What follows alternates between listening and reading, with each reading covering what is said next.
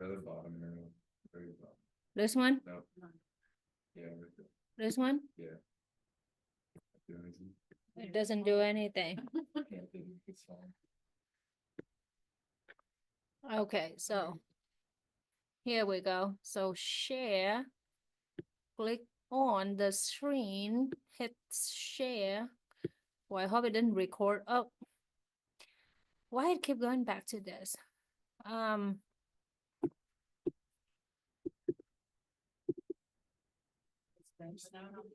Hit share again. Okay, I think this is it. All right.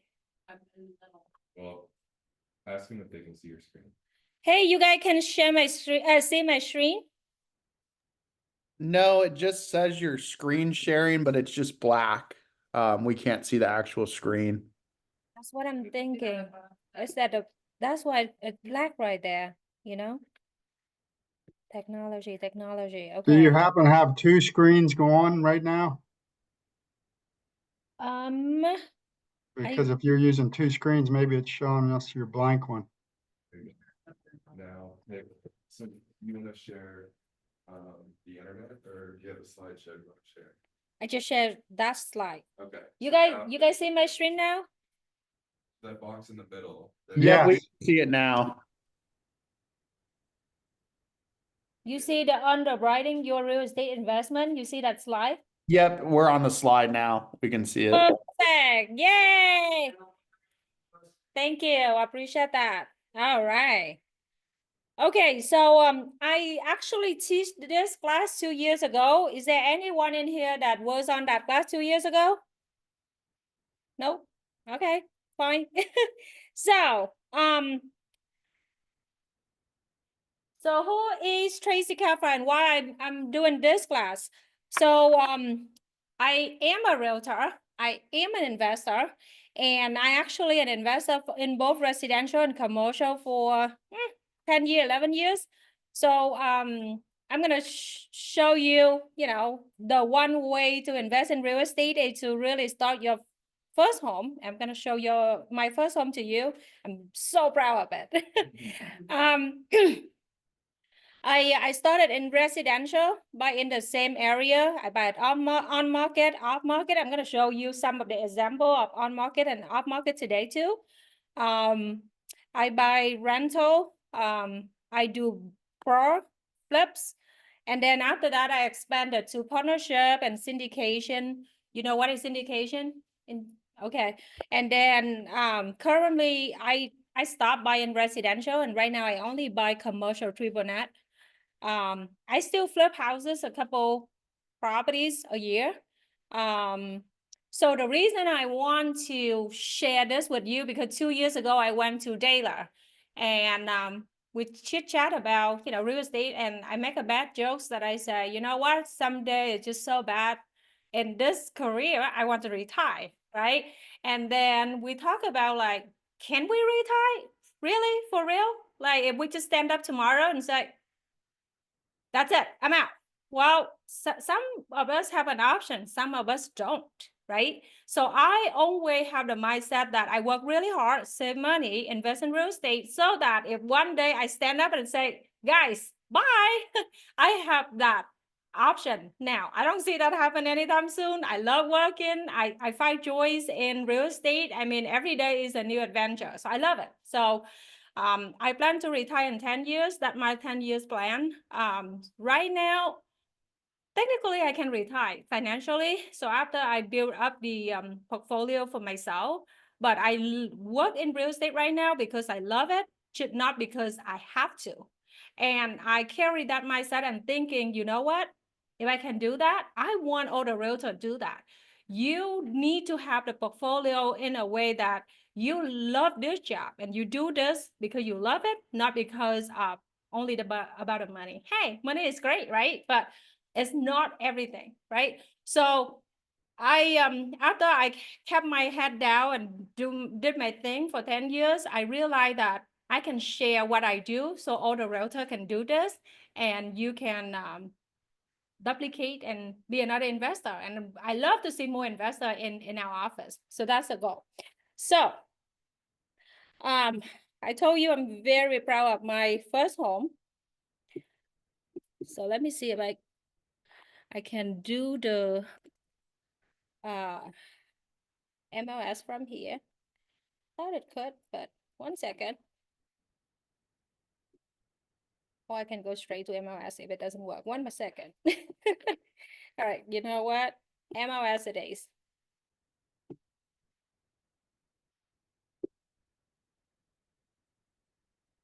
So every time people talk about real estate, everybody have a comfort zone, right? So we can talk about that a little more too. And then I'm gonna show you my comfort zone in a minute. History should be this one. So I bought this home for 80,000 in 2015. This is my comfort zone. So, is it beautiful garage door? It is. So this house was vacant for 2 years and nobody wanted to buy it. When you walk in, I mean, so you see it right here. There's some bird living in there.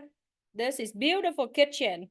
The reason is the pipe busted in winter, so all the insulation falling down on the floor, as you can see. Yep, this is it.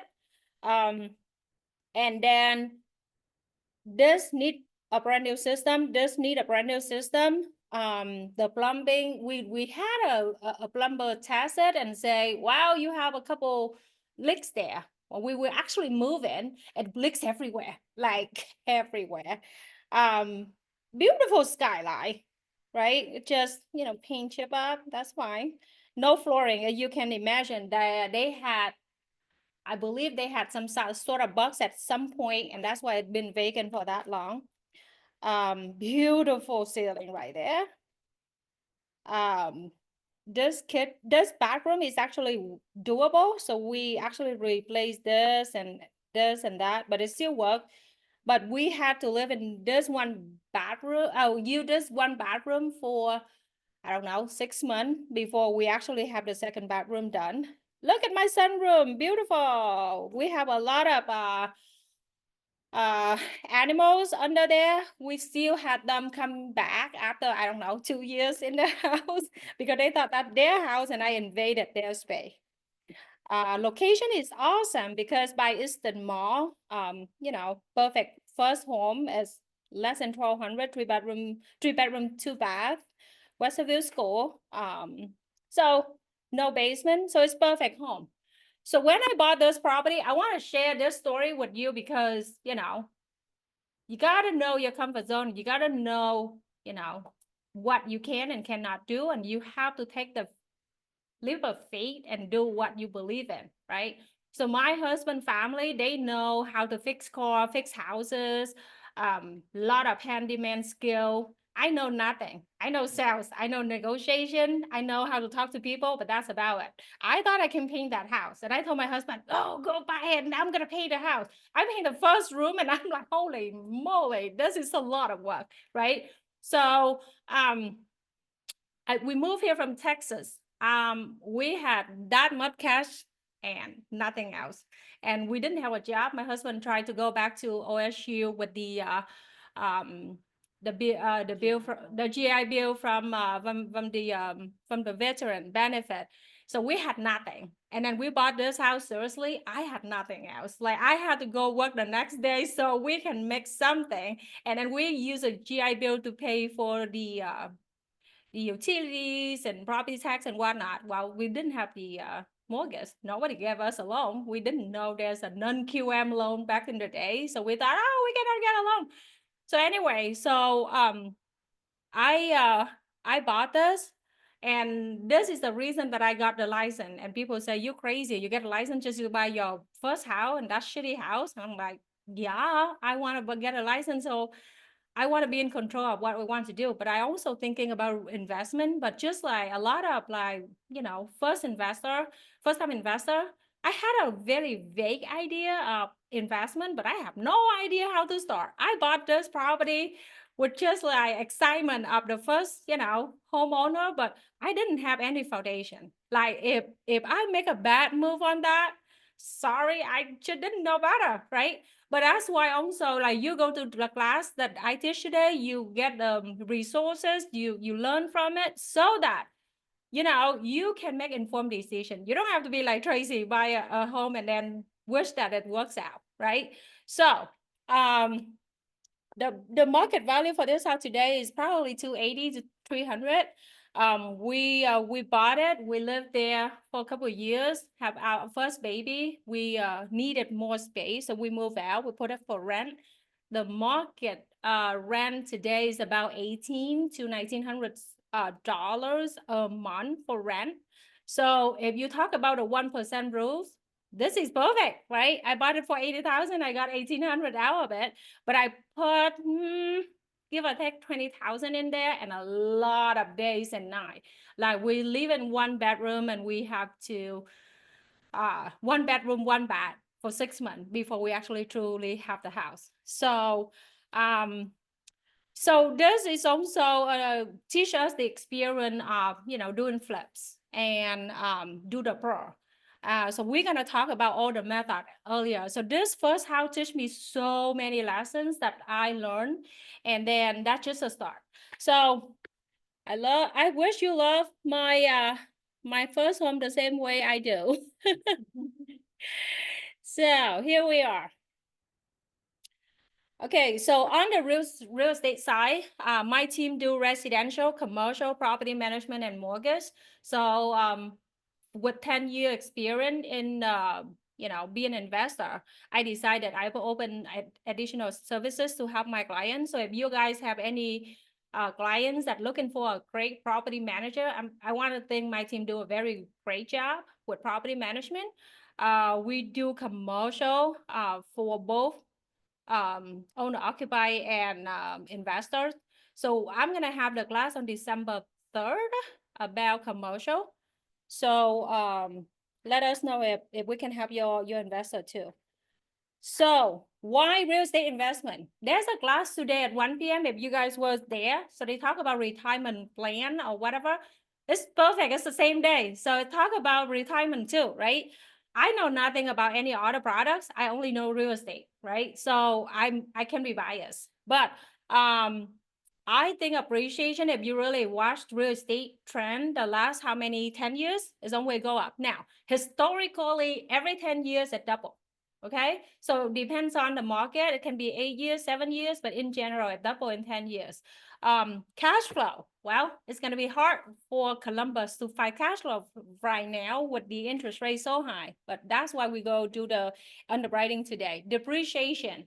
So you write off a ton, right, with your tax write-off. So talk to your CPA for that. I'm not gonna go super deep in here because the focus today is to really underwrite the deal. So I want to touch base on some of these. Leverage is my key. So when I bought that 80,000 house, I keep saying that I will never get a loan.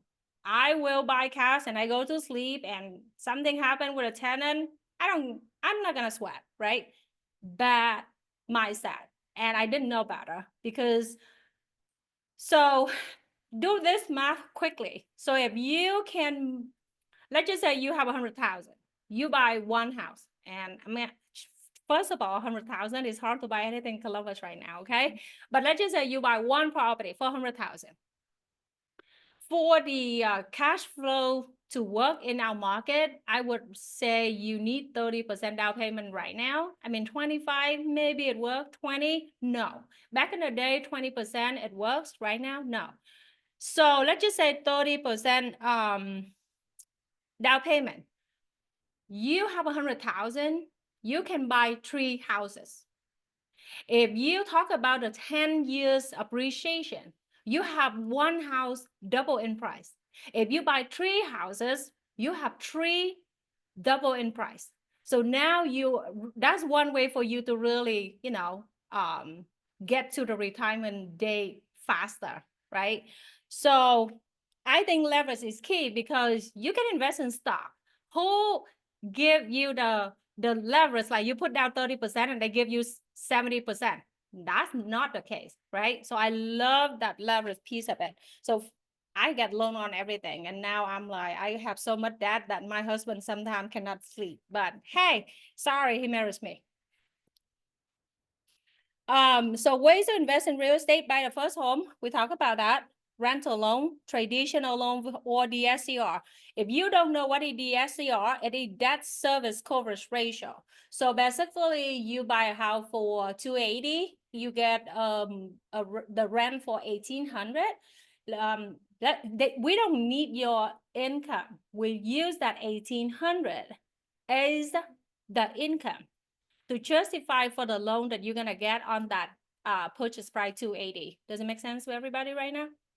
Yeah. Anytime that I speak too fast, slow me down.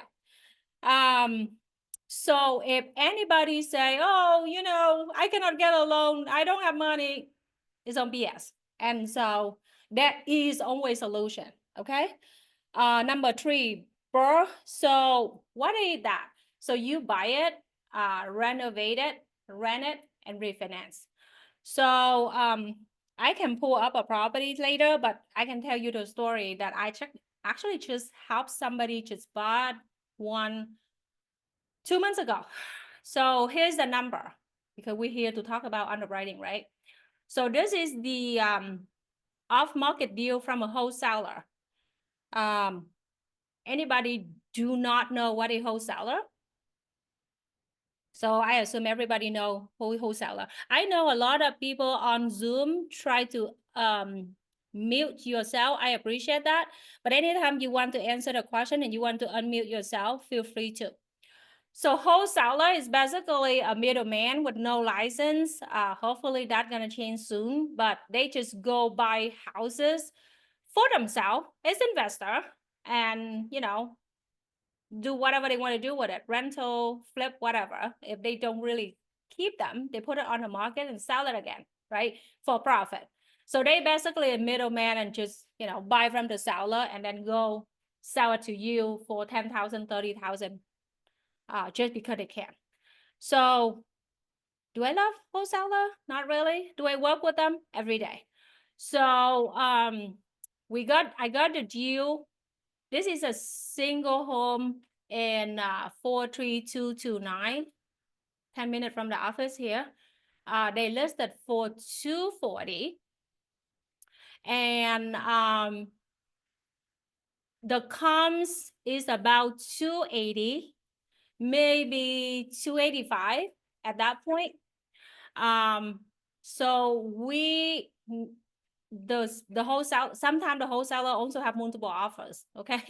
Just the off market still have multiple offers, but this guy doesn't have an offer and the seller need to sell quick. So we came in and I don't know, randomly make an offer up to 25, and then back and forth we finally got it sold for 222. The buyer had to put in new carpet in a couple of rooms, change the paint the whole house, landscaping, very minor work. And one thing, we talk about how to work with wholesaler in a minute. So then they refinance it and they just closed the deal actually this morning. Appraisal come back 305. That's a good deal, right? But the buyer didn't have cash. So they have to really get hard money. Anybody know what is hard money? So hard money is cutthroat interest rate.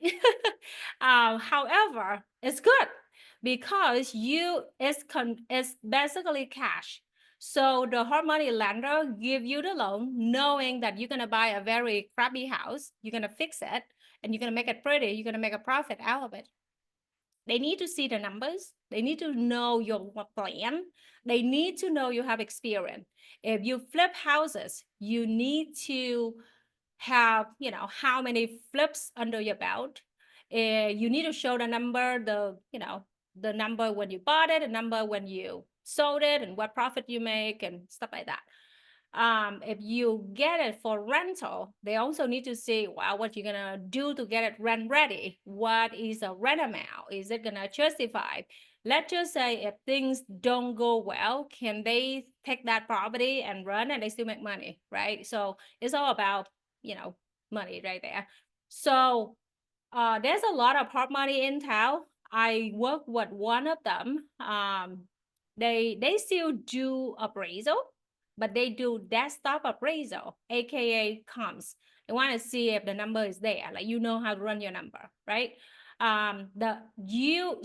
You have to pay 2% loan fee. And then as a brand new investor with no experience, you're gonna have to pay 12% interest rate per year. So make it simple, 1% per month. Okay. If you have more experience, then the rate go down, stuff like that. If you have a network of people that you know and trust and have money, hey, you need to tap into it. You need to treat them like hard money lender. Basically, promise that to give them the same type of return, like 1% per month, but maybe you don't have to pay the loan fee of 2%,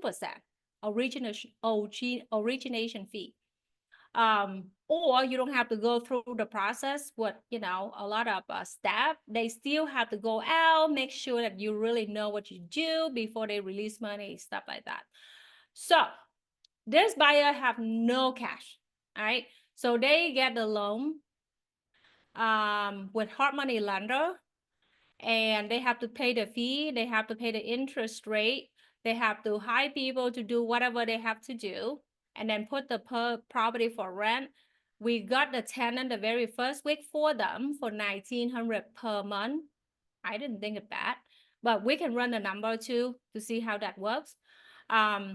So this is a typical, like, you buy a property less than perfect, then you put some work into it, you refinance it, get the money out, and pay off the loan, and then you have the house. Hopefully, you put nothing into it, so that you technically put zero cash capital investment into the deal, but you have a tenant that pay you $1,900 a month. That's the goal. So that's number 3. Or number 4 is flips. Similar, except when you run the number, you have the cost to sell because you have to pay realtor fee, right? Wow, good thing is a realtor in this room, right? Do you? So it saves you a little bit right there. Syndication and partnership, or JV. If you really don't have experience and you want to learn how other people do, and learn from somebody else's experience, this is not a bad idea. So I am part of a syndication for self-storage.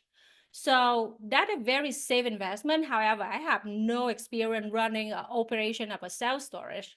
So I did the syndication, so I can learn how they actually, look at the deal, what is a good deal, how to find a deal, how they underwrite the deal, how they expand it to get additional cash flow. And so I did syndication just to learn. So there's a ton of syndication locally and nationwide. In our KW, so me and Martha is on my my commercial department. She my business partner. So we went to the KW Commercial Summit last month, and we did see a lot of KW commercial member that actually lead the syndication group, like for hotel groups, for apartment groups, for different kind of product type. And apartment is actually very popular for people to do syndication. So you learn how to run the numbers by seeing other people doing the work. I've seen syndication everywhere. So if anyone that really wants some good names to really get to know and get into it, I'm happy to refer. And more. It's always no.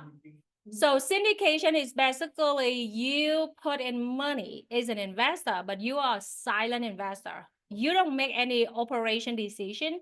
You you basically rely on whoever run the operation will do the good job and give you the return.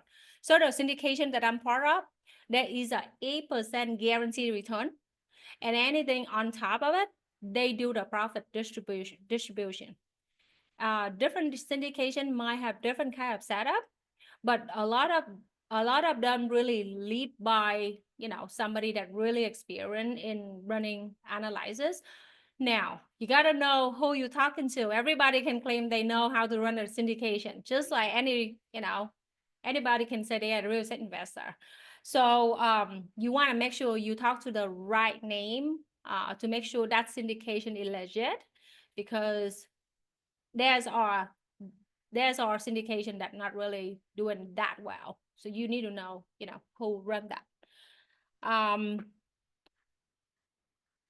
So why people don't invest in real estate? So the first one is always the very popular one. I don't have money. Did I just give you experience, the example that somebody didn't have money? You can get money from hard money lender. You can get money from investor, from people that actually have money around you. If you really sit down and think, there's probably people that you know have money and they don't know what to do with it except put in the CD, right? CD is what percent now? Maybe 4.5%, right? So if you know what you're doing and you guarantee 12%, man, they probably love it. But you gotta know what you do and you present your case well to really get that. So you need some experience under your belt to be able to go that. But if you're not there, just willing to pay a little higher interest rate to the hard money lender. But guess what? It's all in a number. If Well, it, you can partner with somebody too and let them put the money in and you do the work. you know? right. So partnership is one way to do the work. I'm not a fan of partnership, but but that's something you can do. Okay. Why people don't invest in real estate? No inventory that makes sense. Well, that's true though, because in Columbus right now, the market is so hot, the price is so high, interest rate is not our friend, the number is crap, right? Did I just tell you somebody just bought 222 and refinance for 305 this morning? Yes, I did. What does that mean? There's deal out there. You gotta look. How you gonna look? Everywhere. You're gonna look on MLS every day, and I always say searching for property is a job by itself. Every morning when you have a cup of coffee, if you're really serious about this game, you're gonna have to, if anybody know me, I'm very big with time blocking, right? So let's just say I time blocking my 1 hour a day during my coffee time to find deals. I'm gonna sit down and look for 1 hour every day. If I'm really serious, maybe 2 hours, but I look at everything on the market. So here's how I actually do it is I'm in the mode. I look at the deal, I run to the number. If the number makes sense, I go look at the house immediately, make an offer immediately, get the deal done before I get dinner. So it's a serious business. So is it easy to find? No. Is it easy to be a realtor, by the way? No. So nothing is easy, right? We just need to really work on it. The next one, it is a good deal. I have this question all the time. Even my client, like they always come to me and say, Tracy, with your experience, it is a good deal. I'm like, I don't know. What's a good deal mean to you? A good deal means a good deal for me, probably not for you. So it's very important to really sit down and find out what is the goal, right? I have people buy it for cash flow. You know what? Columbus is not really the best market for that. You can go to Dayton. This year alone, I sold quite a few property in Dayton because they just like cash flow. I don't have it. All right, go to Dayton. Columbus is for appreciation more than cash flow, right? But remember we talk about the 10 years. Remember we talk about the appreciation, depreciation, and leverage. For me though, those reasons already enough for me to invest. And I'm the type of person that I invest in Columbus so that I can drive by and say, yeah, the property is still there. I mean, that's not really the good mindset though, because when it gets to commercial, people really invest anywhere in the US. As long as you know the number, as long as you have a strong team in place, you're fine. But again, did I talk about comfort zone when I started? That's my comfort zone, and I stick with it. But everybody different. So you gotta really think of your goal, your comfort zone. Why you in this? I mean, you gotta stick to what you feel comfortable with, right? Tracy, Yes. what you said, so if you see a property which is, well, 5 days already in use, so that means you don't think that is a good deal. So say, You know, from what you said, it does mean that if there is a good deal, it will be gone by the end of the day. depends. So the property that I told you that the buyer just refinanced this morning, it was on the market for 7 days. So the first day it's on the market, we like the property, we don't want to pay that, but we're not gonna offer, 20,000 less the first day. They're gonna say go to hell, and it's okay. You gotta have some thick skin to do this business, right? But we came back and make an offer. It's funny. Like, well, first of all, I look for deal on market and off market for my client. You should do the same. When you learn everything right now, you need to do the same for your client if you really work for investor, right? So I presented that deal to 2 of my clients. The first guy said, that's stupid price. I'm not interested. Okay. So I met him like yesterday. He walked to my office and I'm like, remember the stupid deal, which is closed and their appraisal for 305. He like, what? You didn't tell me that we can actually negotiate. I'm like, why not? This is a negotiation game. You can just really know where, how to negotiate. So we just came back and negotiate after, I don't know, probably 7 days. And they didn't have another buyer for some reason. The market was low because of the, election and whatever, right? And so nobody wanted to make an offer. I just came in and make a stupid offer and I got it. And my client said, did we get it for real? I'm like, I don't know, you're lucky, I guess. And you just use comps to help you determine whether or not you believe it's a good deal. So I always use comps to justify my number. That's why anytime my client asks me, is this a good deal? I'm like, what did we talk about when we run the comps? Okay. So if it's all about the market value and it's all about order number. I'll run into that number with you in a little bit. Investment is, sorry, you go. Base their analysis on the property, whether it's a good investment or not, on the price, or you go deeper and prepare for them. I start with the goal. Everybody have a goal. What is their goal? My client, most of them, so I work with probably 3 type of investor. One of them, and I'm gonna go through that, but most of them is like me. Like we have a career, but we want to build that investment portfolio. So one day we stand up and we say, what the heck, out, right? I have full-time flipper, but it's all about a number. This is a business. I make it or I don't have food on the table. I have people that really do pro, just like the lady for 305 appraisal. Everybody different. Everybody, again, when I say a good deal to who? What is a good deal? What is your definition of a good deal? So the very first consultation, I sit down with my client, I need to find out what's important to them. Just like when you do buyer consultation, same thing, right? Well, when they say, it is a stupid market to buy a house, I don't want to pay appraisal gap. How many houses that we sold during that time, right? Same thing. So you gotta decide, you gotta find out what is a good deal to your client. Everybody different. But he doesn't know what is a good deal, and he's asking you to provide that information. I never have that. I never answer for them. Like, if they ask me if I want to eat, pizza or pasta, I'm not gonna have the answer. That's not my decision to make. But I have to find out, I have to dig deep. Okay, why you get into real estate? Why you want to invest in real estate instead of put money in the city? What the benefit that really enticing to you? Remember, if you care so much about cash flow, this is not a market.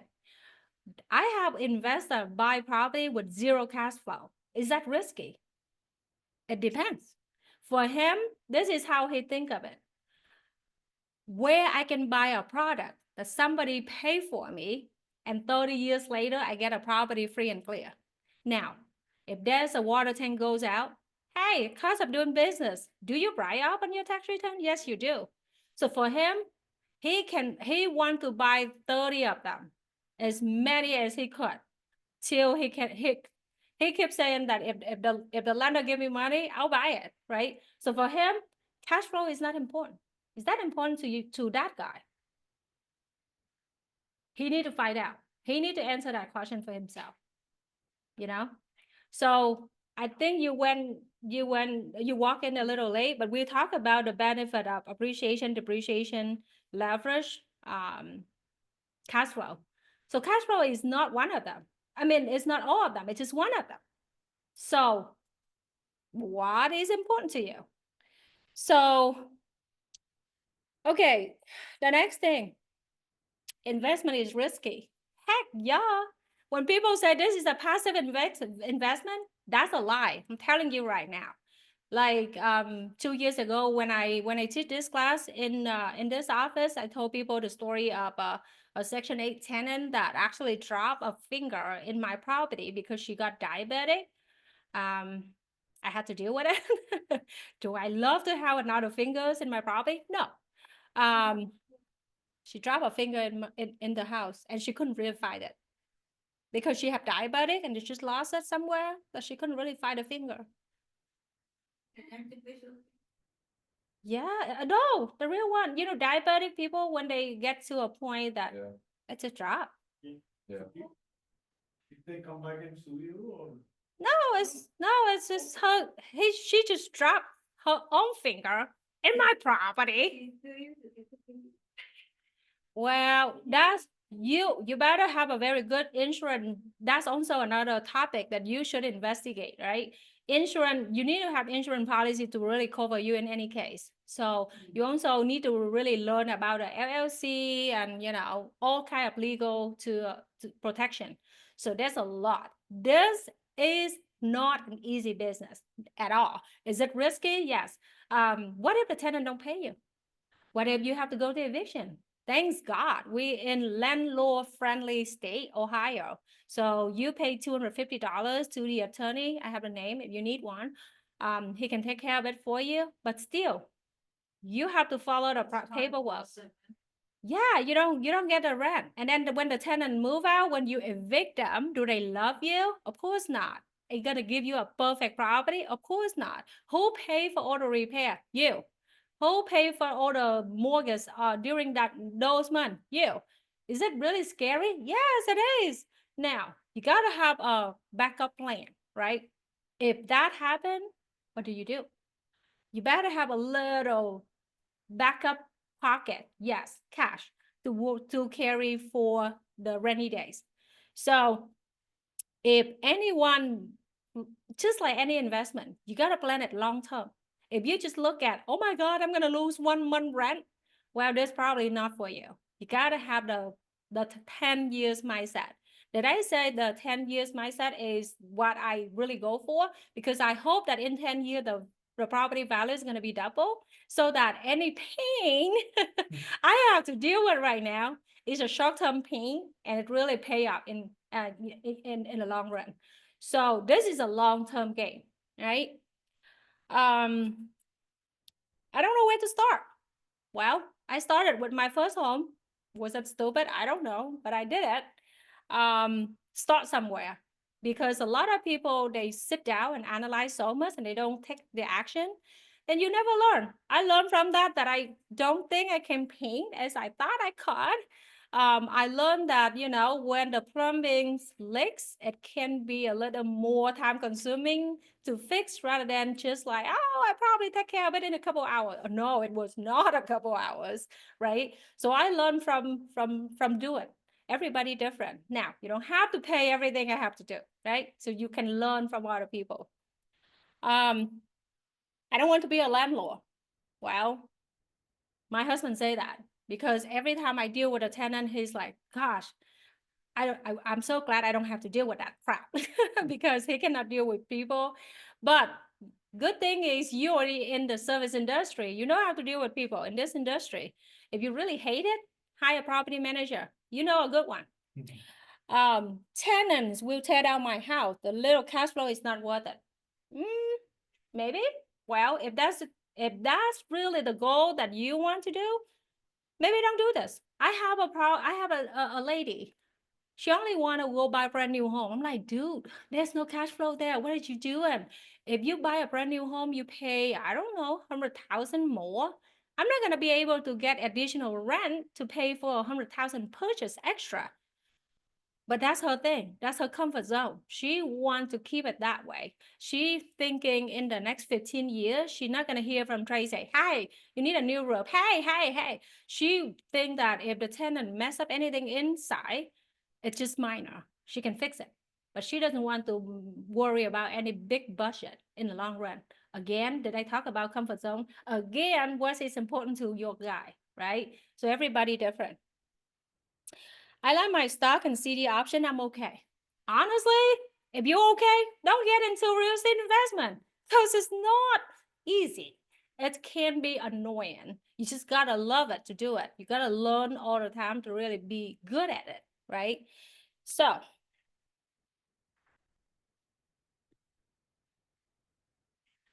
all right, solution to all the problem.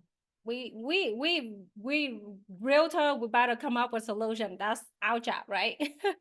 So we'll be a good realtor. Why? If you don't have money, you sell a lot of houses, so you have money and you save that money and go invest. Always be a buyer. So 2 years ago, when I did this class, I said, if you ever brag that, oh my God, I bought a very good deal for my client. Why didn't you buy it for yourself? Shame on you. You gotta buy it fast before you actually bring it to, sell it to your clients. I stopped buying residential, but when I heard the 305 appraisal, I'm like, man, I should have bought that. But I didn't buy that. So you always be a buyer. If you go look at the house, if you go look at a listing, see if that's a good buy for you. Okay. Understand the market and be realistic. If you want cash flow, go to Dayton. A, B, C. So A is Dublin, Upper Arlington, right? B is, I don't know, Galloway, Grove City. C, yeah. C can be, I don't know. Yeah, and Reynoldsburg can be B plus.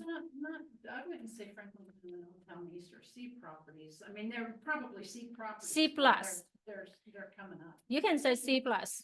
You can say C plus. It's emerging market. We don't have D. Turn on your money there. We don't have D in Columbus. That's a good thing. We don't have like shooting zone. Well, if you choose the wrong street on the wrong day, I cannot guarantee that. So again, what's your priority? Appreciation or cash flow? Cash flow or time? All right. So there's people. Yes. Don't wanna be in the minus. But you may have to put more down to cover. Yeah. To make it so that it does cash flow. So you want the cash flow to cover the Yes. tax, the, Then put 30% down payment. Don't put 20%. You have to put 30 down there. You can't do 20. It doesn't. 20% right now, you will have negative cash flow. I guarantee you that from a lender perspective. Again, everybody different. Remember, if the buyer say, why I have to put 30% instead of 20%? How about you go to do stock and you put 100%? Hello? Nobody give you 70% leverage instead of real estate. That's a great thing. So cash flow versus time, right? So I have people that really like, I buy houses, like yucky houses, like they want to put in the work so they can get some equity out of it and get some good deal out of it. I have a guy that he only want to buy move-in ready. His mindset is, I have a career. He's an engineer. He doesn't have time to do all the crap. Anytime that he he have to think about how am I going to turn this around, who I'm going to talk to. Even Tracy, give me the name of all the handyman. I still have to call the handyman. I still have to get a quote. Anytime that I spend time to do anything like that, it takes away the time that I spend for my main career. He not interested. He only buy move-in ready. Now, he buy it move-in ready, but it doesn't have to be like the queen of the neighborhood where you have to pay 20,000 appraisal gap or whatever in summer, right? So he just buy it enough, not yucky, but not the queen. So he can rent it out soon enough without doing the work. And for him, he's the one that told me, if the lender give me money, I'll buy it. So his goal is different, right? Actually, but I see a trend to buy, 500,000, in a 500, over 400, 500, and use it as a rental. Do you see that? Is it, Okay. for people on the Zoom, Rima asked, is it a good deal to buy property for 500,000 for rent? I'm gonna put my property management hat on, and the answer is no. Because you gotta understand the median income in Columbus and median rent people can pay. It's not a ton of people can pay higher rent. In our experience, it depends on the ABC neighborhood too, right? But if you really go more than 2,500 rent, it's gonna be less tenant. If you really in Dublin, maybe 25 is fine. But if you in other areas, 25 is a little already higher than median rent. So depend on where you are, right? So if you buy a higher price, your monthly payment is high. You gotta get the rent to cover the monthly payment, right? Now to cover that monthly payment, it can be 4,000. How many people are willing to pay 4,000 rent? Not a lot, right? So I don't recommend my investor buy higher price property for rent.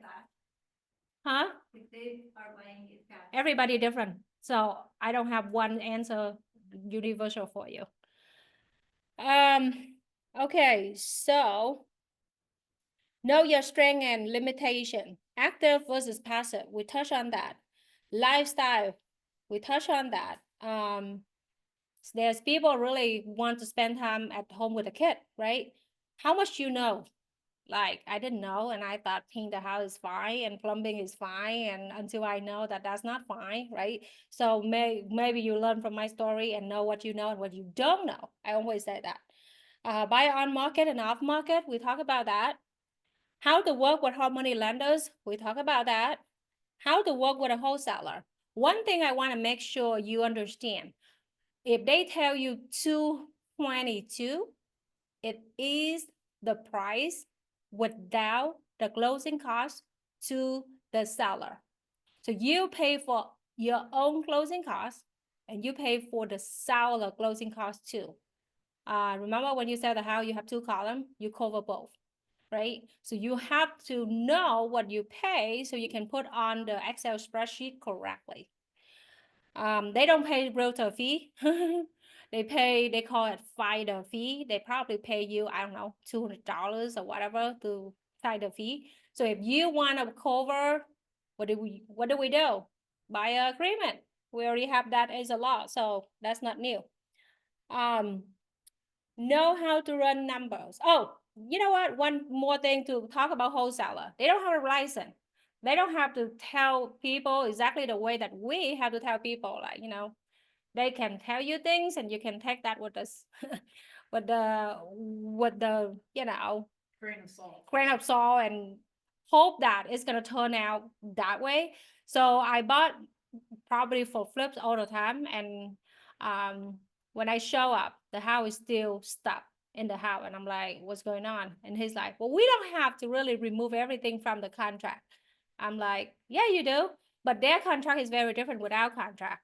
So in the contract, they say they can leave some minor stuff. I'm like, dude, a cow is not minor. Did you leave back some coffee cup? I'll take it, but a cow is not minor, right? If they don't do the right thing, what you gonna do? You cannot just call the board of realtor and take their license away. They don't have that. So finally, I'm just like, you know what? I call my guy and remove it. Cost me a little more money, but It's just how you have to deal with wholesaler. Not everybody bad, just have to be careful, right? And Make then sure that they don't have in there that you cover all liens and any outstanding. you read the contract, that's the point. You read the contract and see exactly what they say in there. And then another thing is you do not do inspection for the wholesaler deal. Is that scary? Maybe. Now, you get to buy wholesaler deal when you pass a couple deals under your belt already. So hopefully as a realtor, you go to a ton of inspection and you already learn if a basement have water, what does that mean? How much does it cost? Who do I call? You know, how I run estimate and all that. So when you go look at a property, you know what you're looking at. Some wholesaler actually have they call inspection report, but it's more of like 2-page report. So it's summary of like the roof still work, that sort of thing. Still there's some risk. I remember the very bad flip that I bought. I bought a property in winter and it's cold outside. There's a crawl space outside. Normally I make my husband look at every single place, but because outside we couldn't really see that. And finally, when we flipped the property, the buyer found that there's water in that crawl space. Now I have to really put $4,000 extra to take care of that. So they never really tell you the truth. That's my experience. So be careful.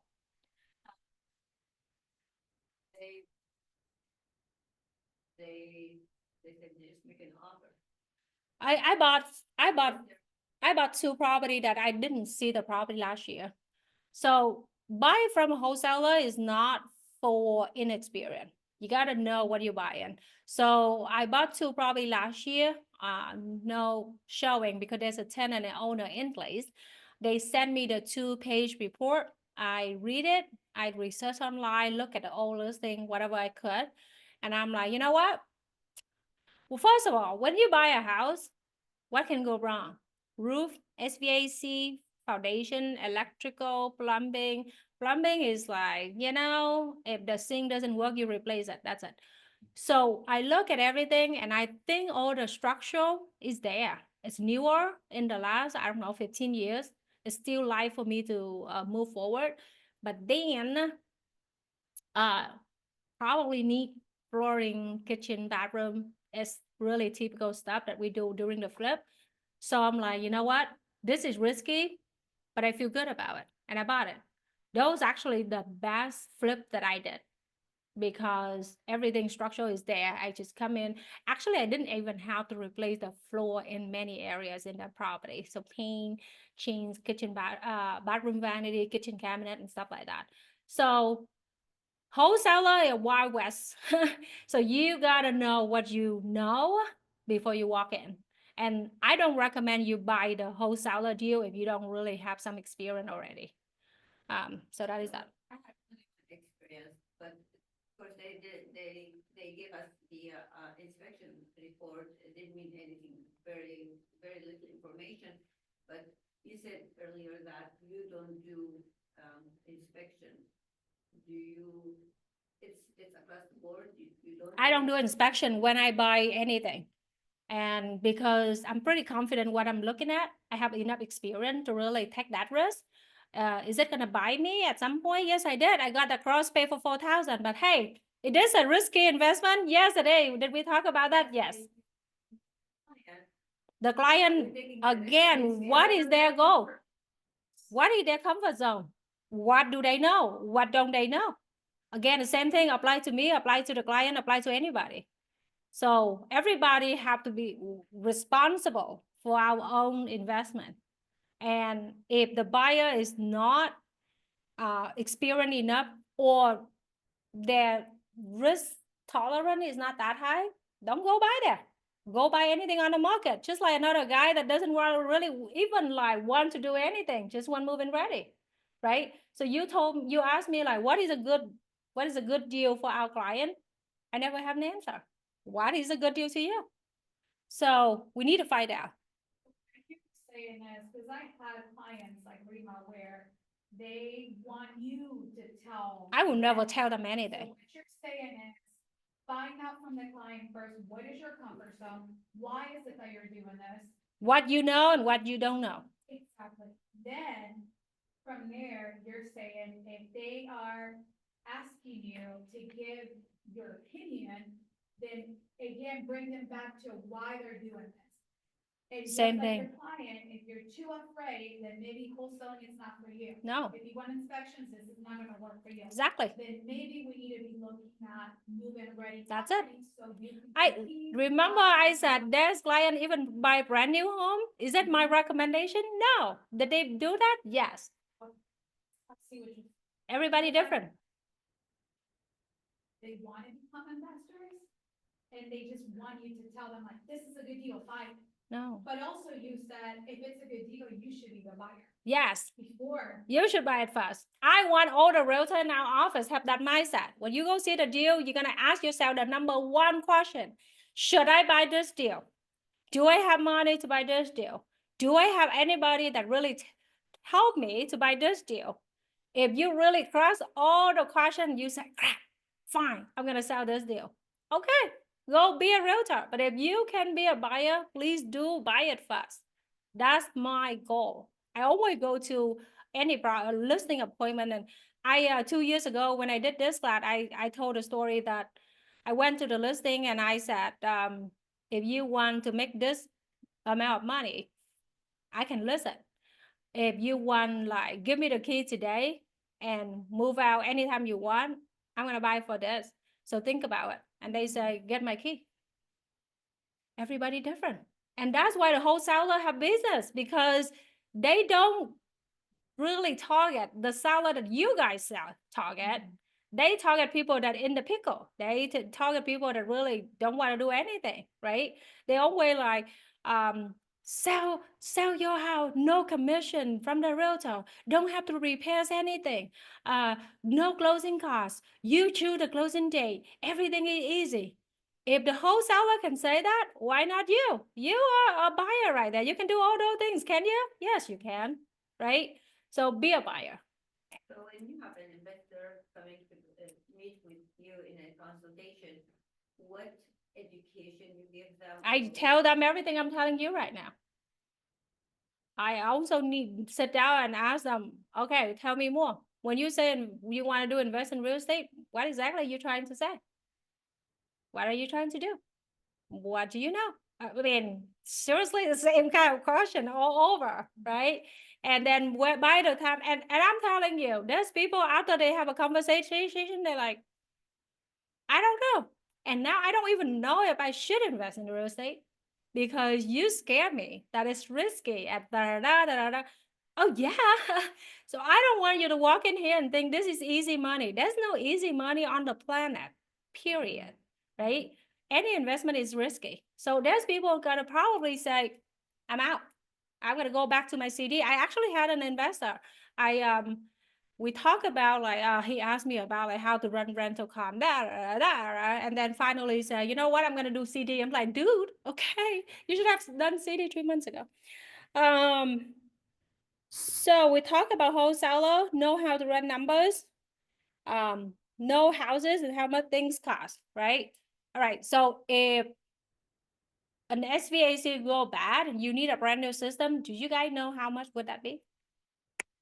Trick question. Several thousand. Several thousand means what? 1 or 10? I would say somewhere closer to 10. If what goes out, SVAC. about 7 grand. Okay, well, how the water tank goes bad? How much? Water tank? All right, you pass the time. You can be a flipper today. So you see what I'm trying to say? Is it gonna be 100% correct? Maybe not, but at least you have a number so that when you have a spreadsheet in front of you, you can punch it in. Now, the more you do, the more experience you're gonna make, the more correct you're gonna be, and the more money you're gonna make, right? But if you say, oh, the SVAC 5,000, hello, you losing some extra 1,000 right there, right? If you walk through a basement and there's water in the basement, Should you say, heck it, no, I'm not gonna buy this house? Trick question too. By the way, people on Zoom, anybody want to answer, feel free to unmute yourself, okay? But if you walk into the basement and you see water, are you gonna buy it? Tell me more. Why you say yes, Balin? Well, because, hey, I've been to some properties where there was water, and it wasn't a big deal, or as big as I thought, without the knowledge that I had from when I started. So water could be a major thing, or it could be a small thing. Yeah. Could be a broken sump pump. It could be- Yeah, water in the basement can be just a new sump pump put in that it can be done over the weekend. So water in the basement can also be somebody really didn't close a window. Water in the basement also can be the gutter outside is clogged that you have to go clean it.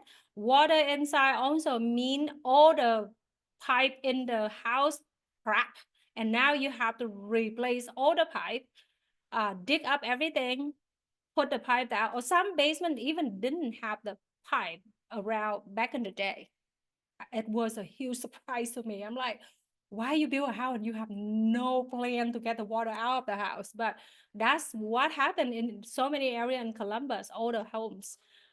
So if that can be 20,000, so don't underestimate your problem. Okay, when you look at something, you need to know if it's like 1,000 problem or 20,000 problem. Now, do I know? No. So if I buy those property, I'm gonna call the inspector that I do a lot of business with, and I video him. I'm gonna call the basement guy and say, hey, come over and look at something with me. And he actually went look at one with me, and he said, Tracy, don't buy this thing, can you? I'm like, okay, sure. So you need to know people that help you with things that you don't know, right? And good for you. You're in real estate business. You know a ton of people. You build the network. That's why you want to be a very good realtor so that you can sell a ton of houses. So, when people do the business with you enough, they're going to do you a favor and try to help you out, right? So you got to know how much things cost. So don't make bad mistake and spend 20,000 on the basement. So build a network. Your network is your net worth. All right.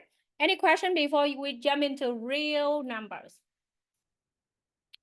So next time when you see a property, you're gonna ask yourself, for what? Should I buy it? Right? All right. So I have people send the deal over. Oops, actually should not do that. I want to show you a couple of resources. So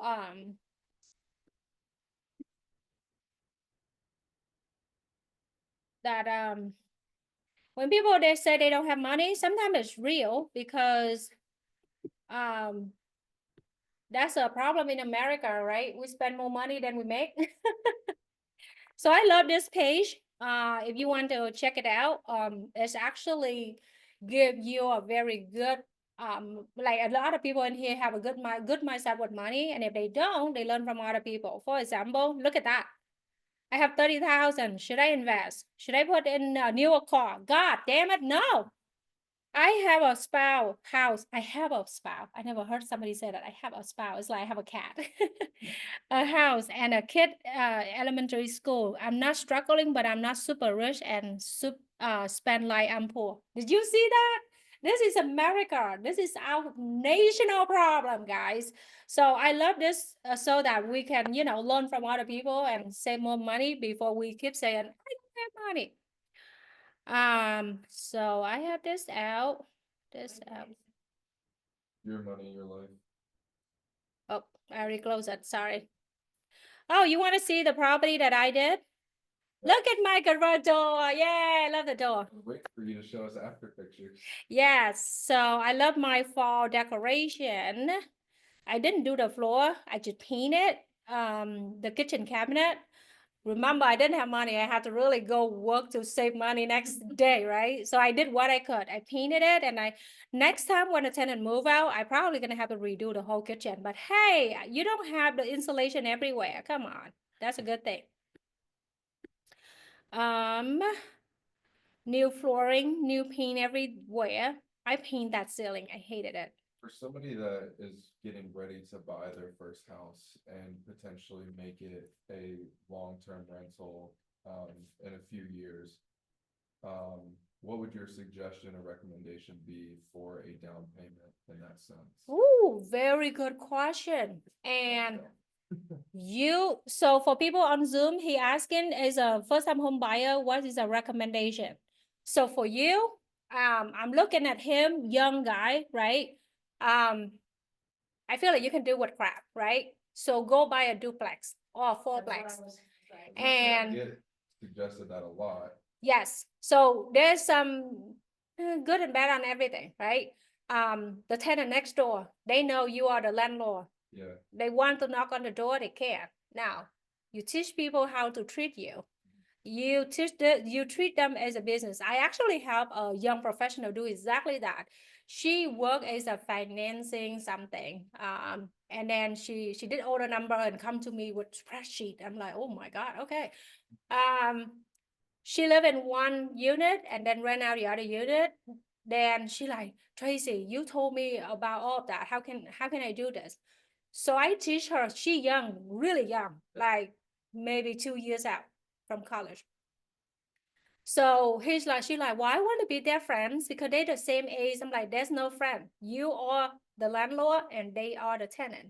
And you have the lease. Every time you talk to them, you present it as a business. Hey, this is a lease. You read the terms, and if you have any question, you let me know. But every time there's terms in there that you actually have to follow is a business. If they want to knock on your door at 11 p.m., that's not cool. All right, so if you have water run everywhere, guess what? Turn off the water meter. I mean, the water valve, and we call the plumber in the morning. But that's it, right? So it's harder when you try to be friendly, but you gotta really play that role. This is a business, and then run the numbers, make sure that the number makes sense, because sometimes when you put that little down payment, the mortgage can be high, but hey, you have to pay the rent anyway. right. So it's all about the number too. Yeah, and that's, I guess, like what my wife and I, because we're a couple years out of college ourselves, but we're trying to think through, I guess, like down payment wise, but also length of us living in the other unit. You to can make live it- more than a year. Yeah, so we were thinking 1 or 2 years, just for it to provide us the benefit, like long-term cash But- flow. But the problem is, if you you can actually do 1% down payment right now. Yeah. So look into that product. If you cannot find a lender, you're talking to one. So you can do 1% down payment for that product. The only problem is the monthly payment is higher. Right, So when you move out and you put the second tenant in, They may not have. cash flow is not there. You probably have put some extra, but Are you familiar with the savings program that they have in Ohio? I'm not, no, There's a program where you can go out as a first time home buyer, you can put money in the bank anywhere from 100 to 100,000, and they Okay. pay you 2% extra. Now you have to use it towards the down payment. okay, It has to go towards the house, but gotcha, you can, and then they pay you extra money above and beyond the regular interest rate, and that's for Ohio. and where's that through, like, where would you access that? There's a bunch of different banks that use it. Oh, gotcha. Yeah, Okay. it's through the Ohio Treasurer. Okay, yeah, but cash flow is a challenge in that case.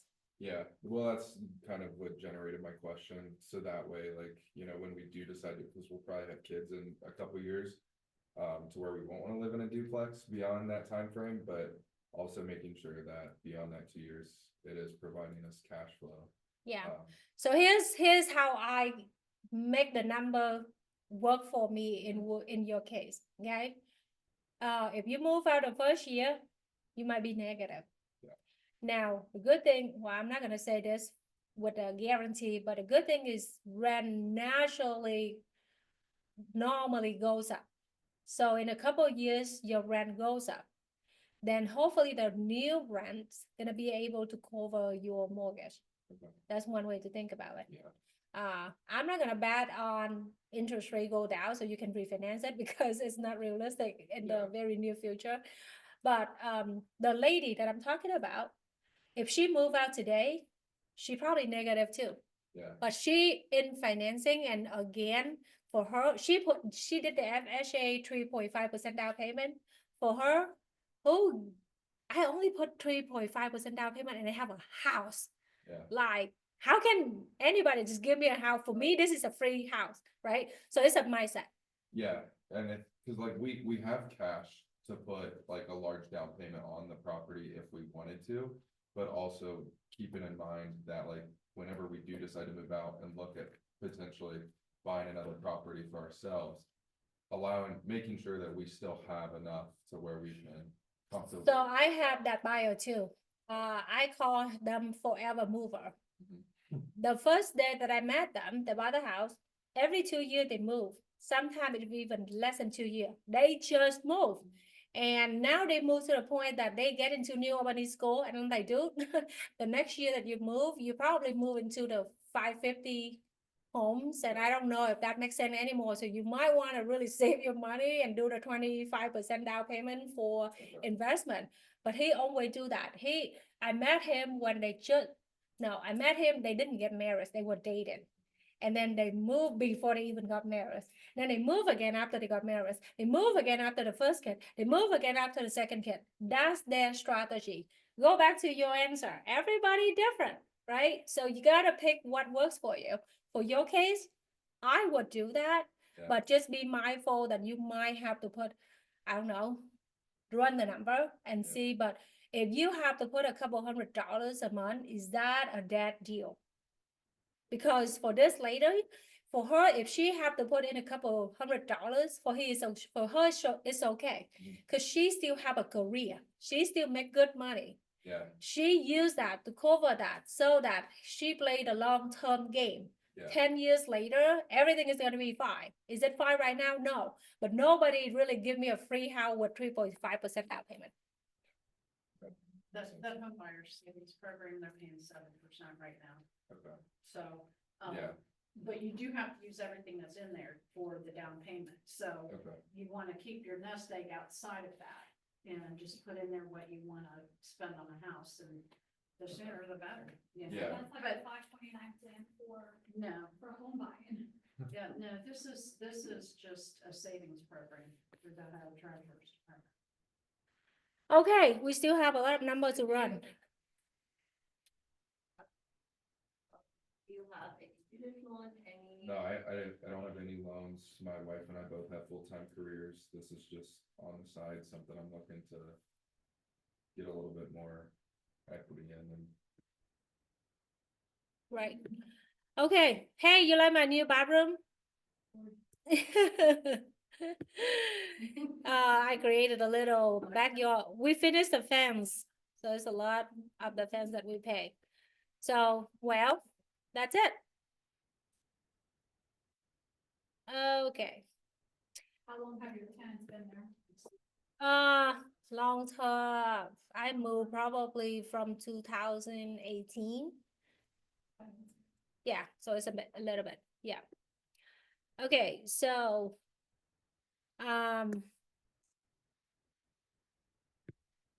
this is your property, right?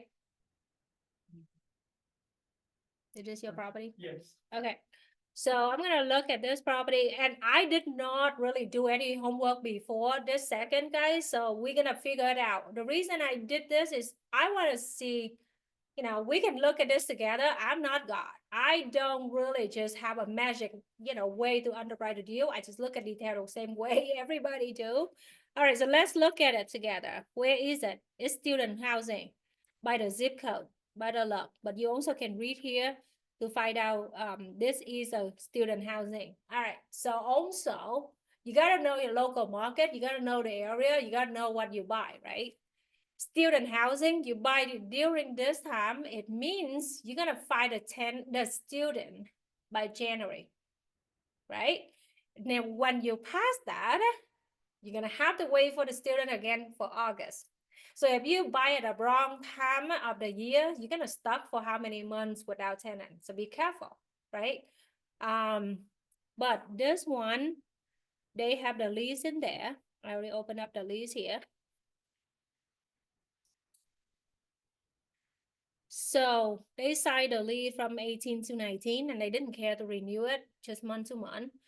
A lot of landlords in this area do that. They don't really care much and they don't really care for the property either. Again, it's comfort zone. I care for my property. When I put a tenant in there, I want them to like my house really much.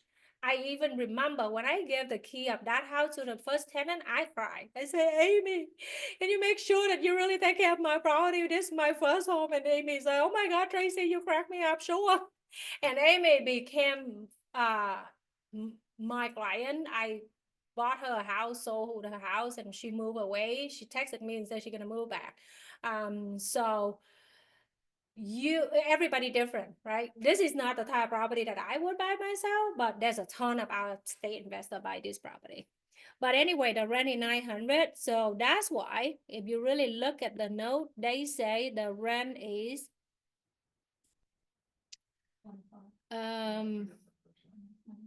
hold on, it should be here. Yep. So they say the rent is 11 to 1200.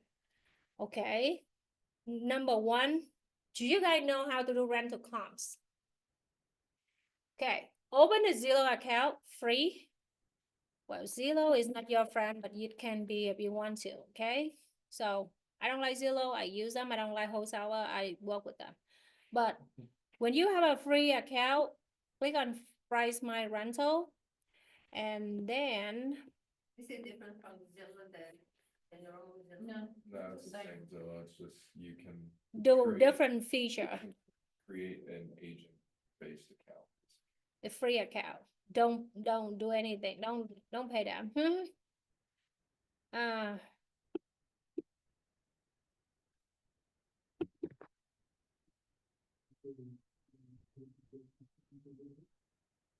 I don't know, I have an agent-based account, like you just go in there and they can like verify you as a licensed real estate agent.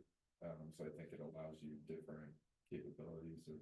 No, you can be a landlord and have a free account too. You can do the Yeah. same thing. Yeah. Yeah. But you can go and assign yourself as like a licensed agent. I don't know if that gives you special capabilities or not, but. Anybody can open a free account with Zillow. So when you open that free account, you'll be able to do exactly what I just did. All right. So right now it say rent estimate is 1400. Who trusts the Zillow estimate? Nobody, right? But I do when I go down here and look. So just like you do comps, you compare apple to apple, right? How many bedroom, how many bathroom? Do they have the garage? Do they have the basement? Is it a condo? Is it a home? Is it an apartment? I mean, I have to go left and right and really compare apple to apple. Like click on that, see the pictures, see if the condition is the same. Same thing that you do comp. Good thing is I don't have to teach you how to do comp because you already know how to do that. So, all right, so now you have the rental comps. So let's just assume that 1200 is a good number, okay? Now we have to go look at the subject property. Looks good. Look moving ready. Inside, outside. Okay. All right. So this is a duplex. I want to know who paid for what.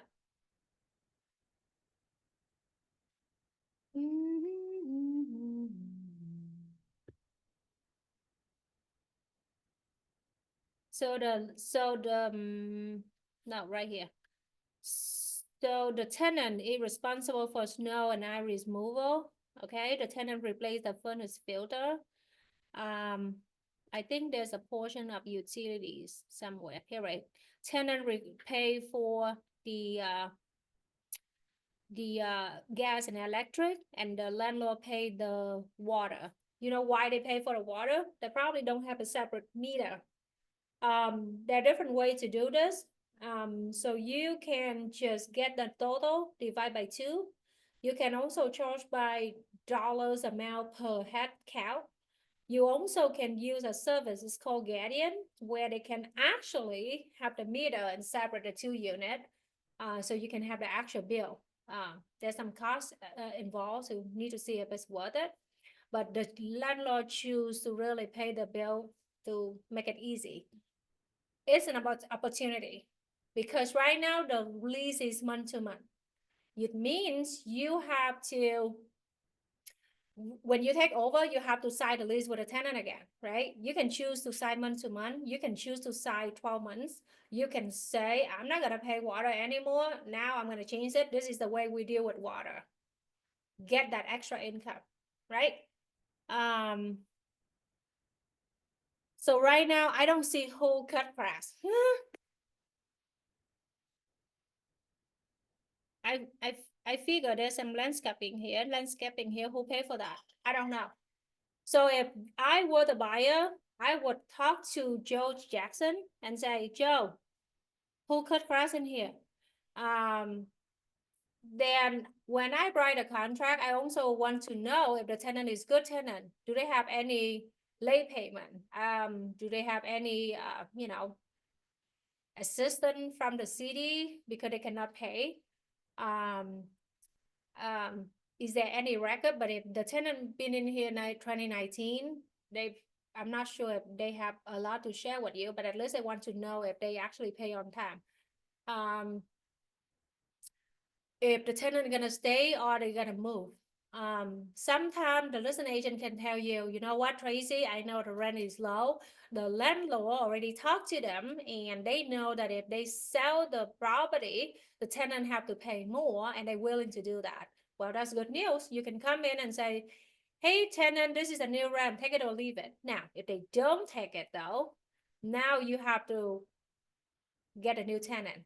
So you give them 30-day notice by law, and if they move out, you're gonna have to clean up for rent, look for the tenant, screen tenant, cost you a month, you lose an income. Is it worth it? It's only you can tell, right? So then if they goes up, how much they gonna goes up, right? So you have to walk the property and see, okay, well, if the other one is 1,400, this one is same condition, maybe I can try 14. But if somebody really paying 900 and you tell them 14, you should expect that they're gonna say no, right? So if 900 to 1,200, maybe you get it, maybe you don't. So you have to really do scenario. If are you okay with 900? I would assume the answer is no, right? If you want to get higher rent, what is the higher rent that you're gonna do? Now, if you do, let's just say, you know what? I don't want to mess with all of this. Let's just increase the rent. If the comp is 11 to 12, I'm happy with 1,000. And then I'm gonna go from there. I want to stabilize first, and then I'm gonna worry about turn the tenant later, right? You can do that. So now you only have 2,000 in rent. You gotta run the mortgage calculation and see if you have cash flow in here. And if you put 20% down payment and no cash flow, now do you want to put 30%, right? If you don't, or if you don't want to, or you don't have the cash, now it's not working out, right? But if you say, you know what, I'm willing to have 1 month no tenant, I want a market rent. I'm gonna really toss all the tenant out and then start fresh. And I will probably sacrifice 2 month rent, but then I'm gonna have stable income from now on. You choose. Again, is it a good investment? I don't have an answer for you. I just give you options, right? And you have to decide what is good for you, because if people really have the extra budget and they say 2 months is fine, I'm deal with it. Okay. So everybody different. Do you have that extra budget? I don't know. I don't know your story, right? The next thing is, I would have the lease sign. I wouldn't want the lease from 2019 like that. You also need to learn how to read the lease, guy. I want to tell you something that I catch earlier. So the rent is 900. I'm going to show you the deposit, $400. If the tenant move out and you keep only $400 and they trust your place, is that enough to trust their belonging? Let alone any damage that they might cause. So I would sign the lease again, I would ask for higher rent, I would take care of the water situation, I would ask for higher deposit. And can you do this? You need a property manager to do it for you. It's all about what you can and cannot do, right? They also took first and last month. Maybe this is not a good tenant. Maybe the credit score is a little low. So they ask for double deposit to be safe. But that also, again, that's go to another class that I was teaching earlier this year, like the tenant screening. So you need to know who's the tenant, what kind of tenant you want in your life, right? When I have a property for rent, I want to put a tenant in there and I don't want a tenant to ever call me again. Because I took care of the property really nice before I gave them the key. I want them to take care of the property. I want them to enjoy my life, my house, but don't be annoying, right? And so I normally buy in good area with decent school district. I cannot buy in Upper Arlington. The cash flow is not there. I buy school about 5-6 grading, so it's still okay, not Columbus school. So people starting to build their life, they want to have a role model for their kid, they want to have a decent life, and they want to go work and, take care of their family. So that is the type of tenant that I feel like they're not gonna be annoying to me. Everybody different. My tenant was not annoying, but when he moved out, the dog has chewed all the wood frame. So you have that term in your lease or not? Sorry? Do you have that? Well, for people on the Zoom, Rima were trying to say there's a tenant that moved out and the dog chew all the wood trim. My question is, how do you have that in your lease? How do you address that? Yeah, we allowed pets. We did allow pets, but I mean, they were very good tenants. They would pay on time. That's the damage that you're gonna go get a quote and make them pay. I have a manager, he couldn't get anything out of them. Why? You have the deposit. That's only the deposit. Yeah. So It doesn't cover what the You could damage still that they have sue. done. I mean, we had to change carpets, we had to change those trims, and we had to change. I mean, it was very, very bad. Yeah, and And so it's not in a bad area, it's You like could send them a an high invoice house. for it though, right? you can. Because it's like with an apartment, once you move out, any sort of damage that you leave, that's what they do, they just send you an invoice for it. But what if they don't pay? They Well, don't- that's the thing, yeah, then you get into legal trouble. That's it. And so again, it is a risky business. Yes, you have to know. And they, It's not expensive to put a lawsuit on somebody. I mean, it's like $100, you go down and do it yourself. do you have to have their address? I don't know. Address of what? You The, should have like, forward the it, client's yes. new address, like wherever they go, Or you could. like you could how do a sketch are they or going something. to get the lawsuit, is what she's asking. So my recommendation is you have a good attorney in your back pocket. So even I do more property management and I have the answer to a lot of questions, I still randomly ask him some random question. So you need to know your right and what you can do by the law. So yeah, we have we have That's my tenant. right here. They shouldn't have damaged it, but now they're gone. Well, I then you can't- pursue for the damage. You Where- pursue them for the where is damage. that? That's the next step. They moved out, do you typically ask for a forwarding address? Without notice? I don't know if actually, I don't think my manager has done that. I think that's a. good You have idea, to. because I You think always that ask for the is- forwarding address. Yeah. You always. Okay, where is that?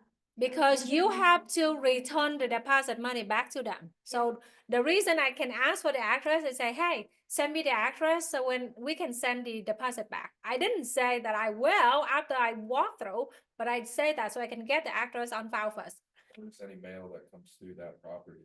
it's Yeah. It's like apartments, they ask for your forwarding address, so that way, when your mail gets sent to their. Yeah, address, your they- property manager absolutely asked for that. So I'm not sure what happened, but. So you can pursue legal action. That's the next step. I mean, most of the time we send them the bill and they pay. And they like, sorry, my dog is really, you know, whatever, and so they pay. So it just, this is a people business. Like, if you really figure out a way to work with people, you get most of your stuff done. But if not, I admire that you can do that.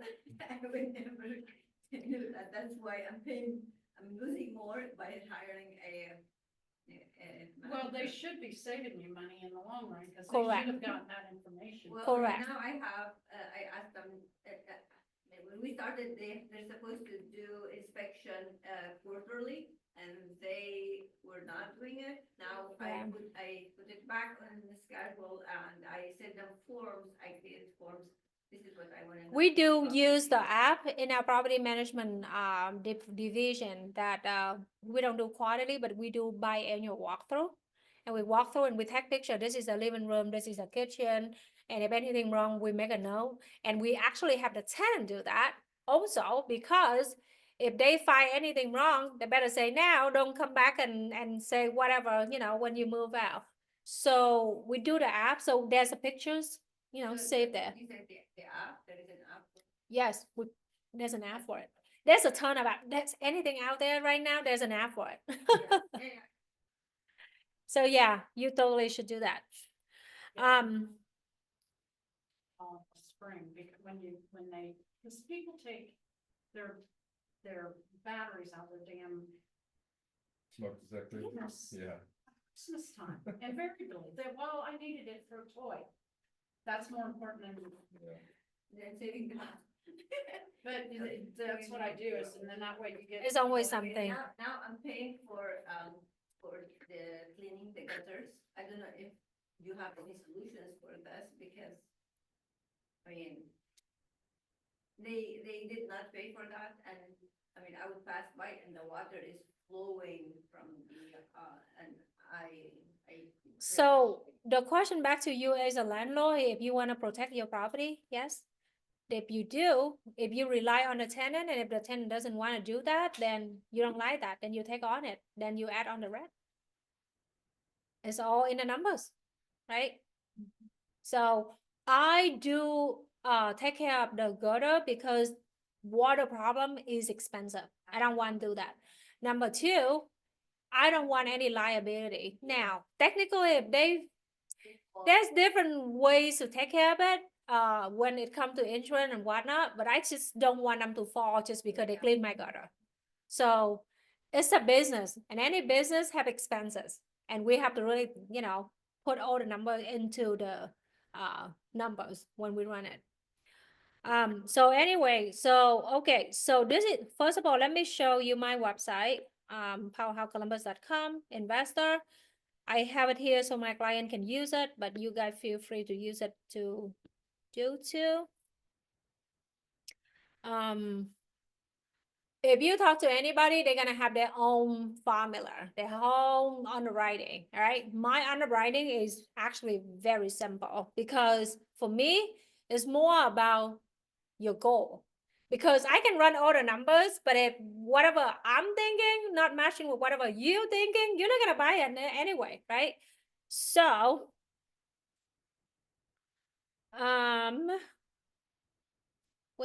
well, let me click on it then. So how to do rental comes, And this document's available through your site. yeah, it's on my website. So if you type in right there, Powerhousecolumbus.com/investors. yep. So how to do rental comes on Zillow, I already showed you earlier, right? I didn't get it. I have an account with Zillow, but every time I put Zillow.com or Zillow rental, it gives me what is for rent. Okay, so let's just go back so you can see it.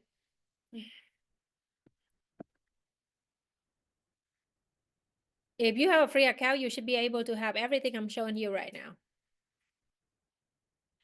So it should say manage rental. You don't click on it, but you're gonna go to the bottom here, say price my rental.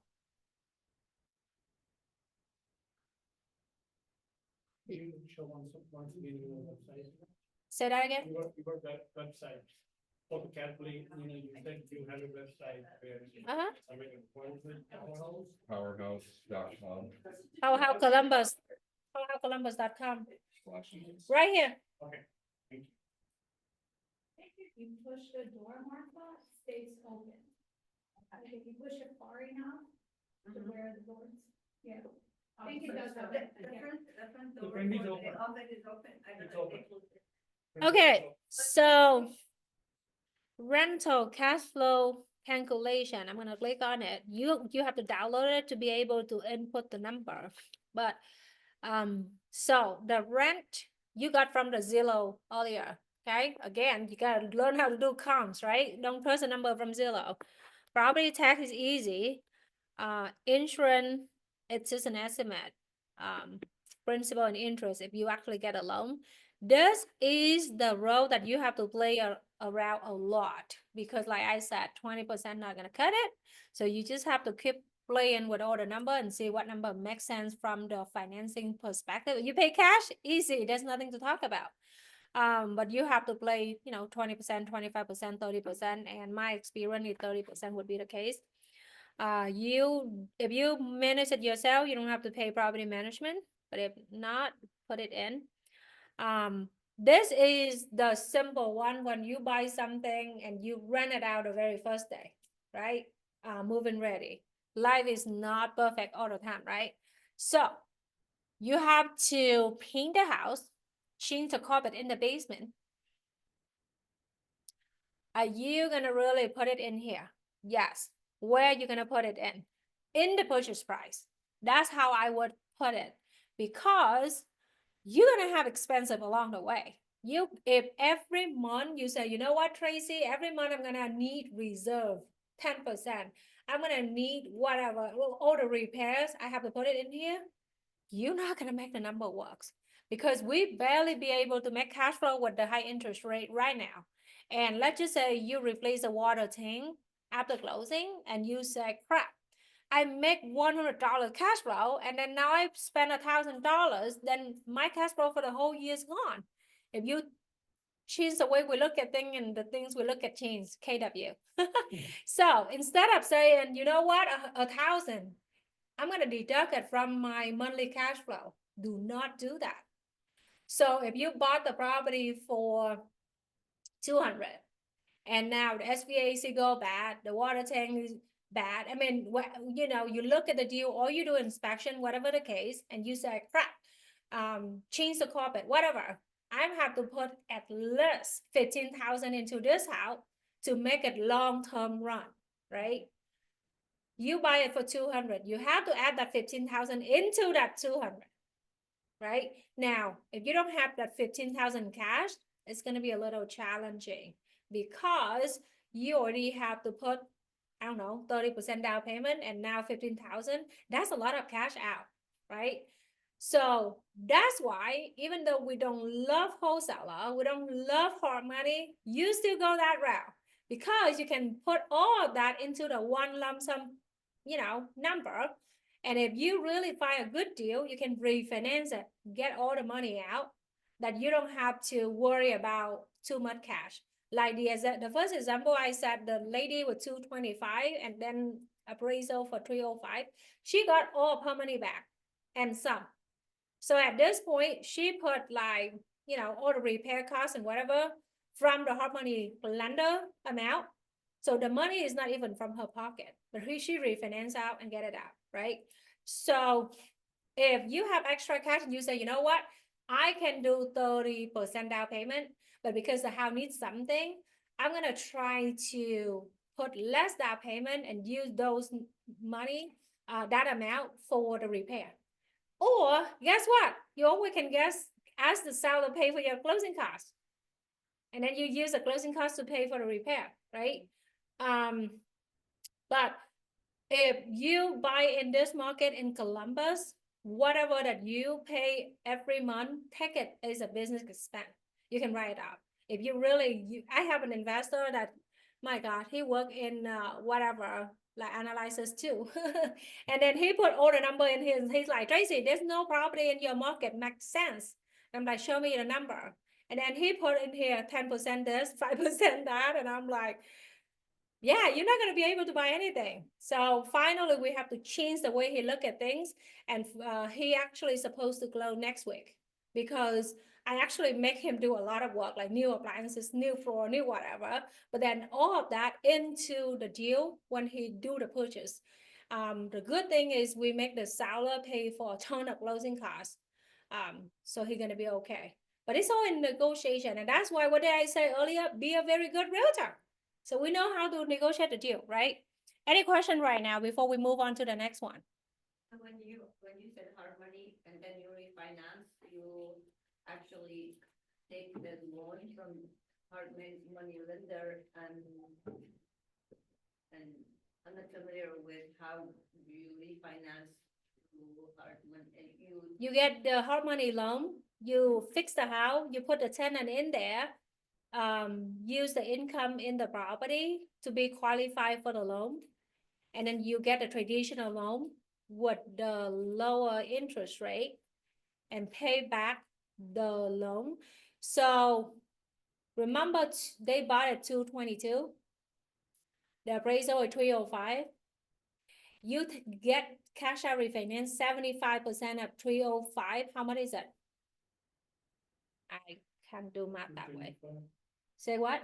225 plus. So 305. 228. So she bought it 222, and then some closing costs is like right there. So she didn't put any down payment in this deal, and she have the house. Does it make sense? Yeah. So is that a good deal? Yeah. So is it a bad thing to get a hard money loan? I didn't think so. Is that a bad deal to, have to do some work? I didn't think so. But again, that's the way I look at this deal. Is your investor don't want to do anything and look at this deal and say it's too much work. I have to get a loan and then refinance and It's too much work. They're not gonna work for me. that's not it. If the hard money is 20% and you have to pay monthly payment for that mortgage, for that loan, how much are you getting from the tenant? How much are you renting your property? Well, you're 19 not gonna keep that loan in place because they won't let you keep it in place for more than. The hard money is about 6 months, is 6 months to a year is the max. So you have to refinance it. Hard money is temporary loan. So you buy 225 and you have appraisal for 305 and get the tenant for 1900. I don't think it's a bad number. But again, is it bad? I don't know. It depends on you. So can we move on? All right. So if we do the flip, what did I say? You gotta know how much things cost, right? All right, this is a condo. This is a house. We need to redo 2 bedroom, kitchen, countertop, appliances, flooring, let's go on. You need to know how much all of this costs. I mean, I am good with running number on paper, but I have a husband. So I normally ask him like, all right, well, how much is I know most of them right now, but when we started, I have no idea how much is the countertop, like for a 1,600 square feet home or 1,200 square feet home, how much is it? And then we also learned that we got a shop, we have a good place. And then we also learned that what kind of material, what we're gonna have to do so that it long-term doesn't cost, a lot of money though. Like, if I do countertop, I'm gonna do no granite, but quartz, and the name is Snow White. That's a cheaper price. So it look good on pictures, but it's cheaper price. Okay, I don't care. You did the granite? I'm not gonna pay $36. Quartz. Of Quartz. course, yeah, I mean. Snow as long White. As long as it's stone, it's not. There's no what, there's no Snow White is the cheapest on that. I don't care. So you need to know, how much everything costs, right? Then, all right, so you have a purchase price. you have the realtor fee if any, because if this is for your client, then there's a fee right there. Remember, if you buy wholesaler, they don't pay your fee. Who pay for that? The buyer. The fee is on here, right? Hard money loan. So origination fee 2%, remember? Interest rate 1% per month, remember? There's a stupid processing fee too, and then legal fee, and of course title fee. Remember, you have to pay title fee for the seller. So normally the seller pay for title insurance, you pay for it right now. So use the number correctly. So everything The is, buyer pays the title insurance. yes. This is a comms. You should know how to run comm at this time. This is cost of sale. So let me see what I put in here. It doesn't show. Okay. So basically at realtor fee and title fee. Staging, property tax, if you hold it for 3 months or 6 months, use correctly. Insurance for vacant property, very expensive, okay, guys? So, not everybody sell that insurance. Utility, you keep it 3 months or 6 months. Renovation cost, this is make or break the deal. If you're inexperienced and you think, let's say 15,000, and it turned out 40,000, shit, we just lose money. So, it's not that rocket science for me. Just think of what you have to pay and put it in there. How long you gonna hold this? Do you have a good contractor? Your contractor is gonna turn everything in 30 days or 6 months. How many people are gonna involve? You're gonna have one guy do everything or 5 guys do 5 different things. What is their price? Have you worked with them before? Can you trust them? How's their skill set? Are they gonna do work that you have to come back and fix it? So network is your net worth.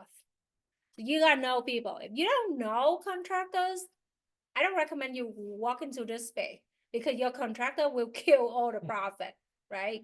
And I mean, I do flips because I have a husband at home and I have help from my family too. Like if any deals that we really get into the pickle, we can come in and do the work and rescue ourselves from the situation. But if you really don't have people, this is gonna kill you. Okay, I'm gonna go with the commercial later, but I send all of this to my investor out of state. I work with a lot of people out of state and they just don't know the area. So I normally to answer your question, when I do the buyer consultation with a new investor, the big chunk is to understand about them. And then our job is to help them understand the market. What's the price today? Where to find inventory? What's the interest rate look like? So if you buy investment loan with your income, the rate is lower. But if you use DSCR, aka not your income, interest rate is gonna be higher. So need to understand the loan products and need to know how the rate's different. It's all in a number. So you need to have a very good lender in your pocket too, and need to understand different kind of loan product for investor. So I'm going to show you a little bit on, and let me see, how the off-market deal look like.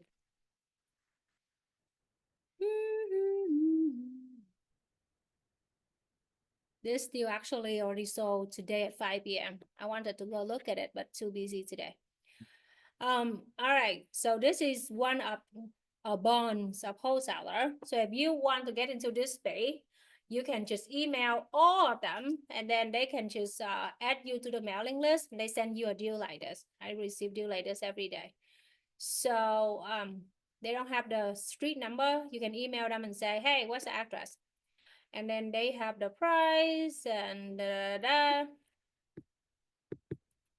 used to receive a lot, but now I don't. I'm not sure why. Cause you haven't kept up with them, you haven't talked to them or anything. Okay, so this is how I buy houses, no showing, and don't follow me. But the AC for me, it looks fine. If I walk to the property and I see the AC still intact, I'll buy this. The backyard looks fine. Oh, I love trash. So this how.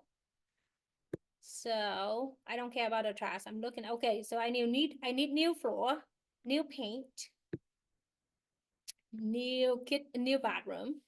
I need to see this bathtub.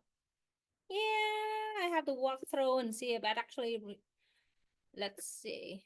Zoom into your best friend. It's Doable, it's dirty, but it's a dirty. one piece, yeah. Yeah, you probably be able to sandwich it. I mean, this is just dirty, really. You got a Walmart. No, right? Okay, so this is a second bedroom, right? So there's a leaks here. So you just assume that there's some leaks here. You have to figure out what on top here. So you have to assume that you have to fix the plumbing. Done. How much to fix the plumbing? Ask your network. And then you have to redo the drywall here. We probably have to cut this here and then, you know, patch it and paint it, make it pretty again. I want to see if anything I can see on the electrical. One thing I can't tell is it copper or aluminum? Because cannot see that on pictures. Oop, my bad.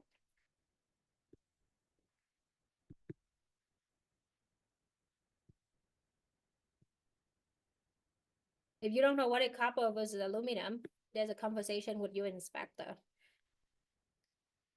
It's a lot of trash. Okay, windows. I think there's some broken seal here. If you don't know what is broken seal, look at that. Kitchen looks fine. I'm not gonna mess with the kitchen. If I keep it for rent, I'm gonna keep exactly that. And if I really have good mood, I can paint it. But that's about it. I'm not gonna mess with the kitchen cabinet. I will change the appliances. Hey, they want the ceiling. That's awesome. The cabinet like different from here. Paint it. Paint the whole thing. Make it one color. Gray. Okay, so you cannot see all the windows, so that's a risk. But You get a chance to see the house. depends. For this house, yes. So they gave me the code. I'm supposed to go see it today, but I didn't really have time. But they already accepted an offer at 5. This is on the market yesterday morning. Remember we talked about like that? It is like that.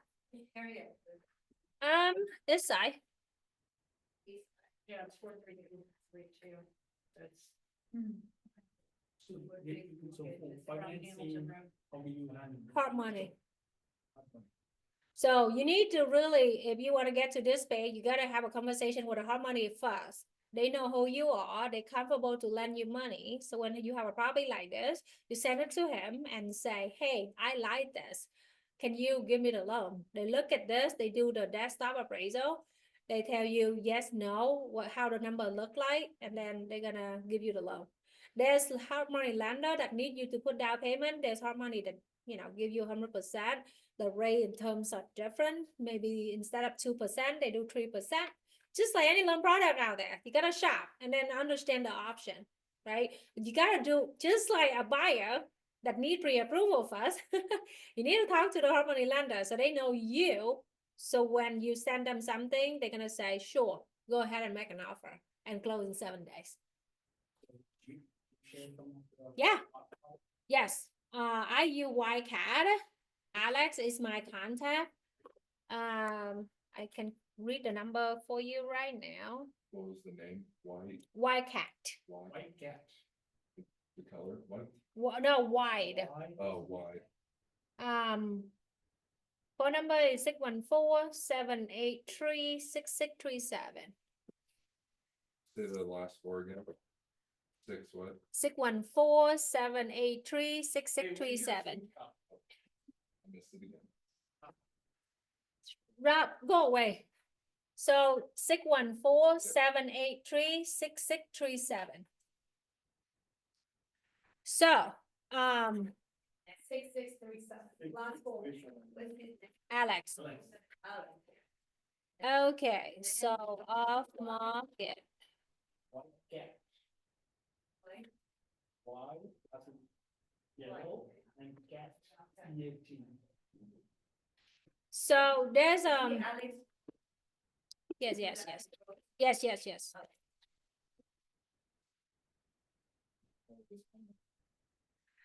Okay, so there's a ton of off-market deal from wholesaler on Facebook. This is just one of them. So if you want to get there to really entertain yourself, you can.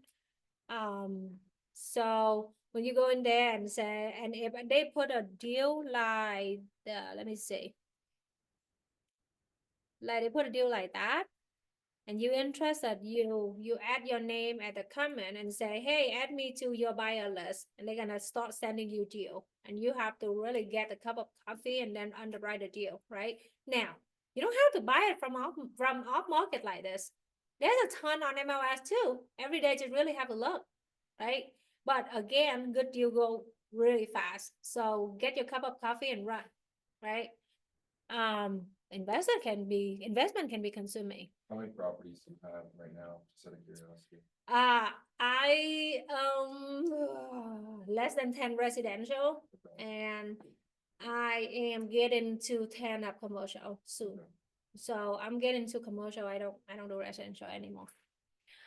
I'm lazy. So that's the tenant is in and out. I just want to sign a lease and then don't call me for 5-10 years. So that is that. So, any question right now? I hope I give you enough, tool to really play with. And hopefully you have that enough to the point that you can make decision to do something. Again, sit down and ask yourself the question, what's your goal? And do something rather than nothing. That's the thing. So anybody have question on Zoom? Well, I need to go back to. I think they left. So you'll share this slides or no? I'm sorry. The presentation, are you going to share? I believe this is recorded. Yep, right here. Okay. So I'm gonna say stop recording now. You should look in